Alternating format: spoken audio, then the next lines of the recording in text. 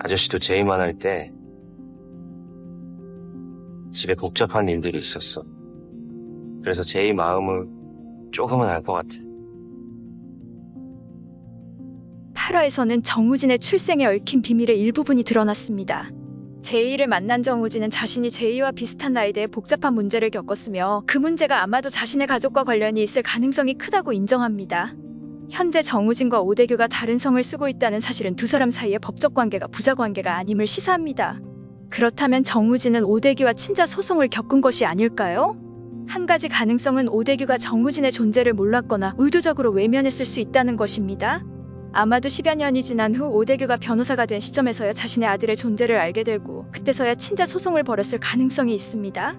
하지만 왜 오대규는 정우진의 존재를 몰랐을까요?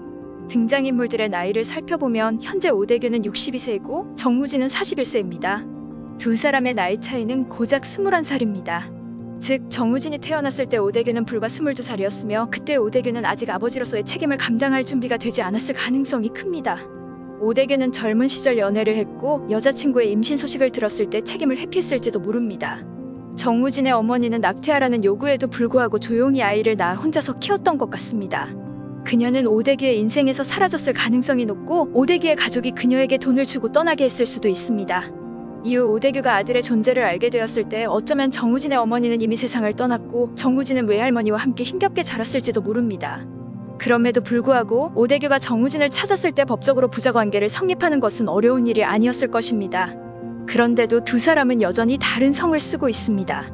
제이에게 공감하면서도 오대규가 어머니에게 무관심한 것에 분노한 정우진은 아마도 오대규의 가문에 들어가는 것을 거부했을 것입니다.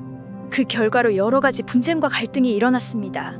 결국 오대규는 정우진에게 경제적 지원만 하고 호적에 올리는 것은 포기한 것으로 보입니다. 정우진은 성인이 되어 재능 있는 변호사가 되었습니다. 오대규는 자신의 유일한 후계자로서 아들을 키우고자 했고 정우진을 회사로 불러들였습니다. 겉으로는 삼촌과 조카라고 속이고 있지만 사실 두 사람은 복잡한 부자관계를 가지고 있으며 세상에 드러낼 수 없는 사연이 있는 것입니다. 정우진은 아버지를 미워하면서도 여전히 자식으로서 사랑받고 싶은 마음을 버릴 수 없었습니다. 이 모든 상황을 보면 정우진은 따뜻한 마음을 가진 인물이라는 것을 알 수 있습니다. 아마도 그 따뜻함은 어머니에게서 물려받은 것일 겁니다. 정우진이 차은경과 행복한 삶을 이루기를 진심으로 바랍니다. 여러분도 이 채널을 구독하고 좋아요와 댓글을 남겨 따뜻한 마음을 전해주세요.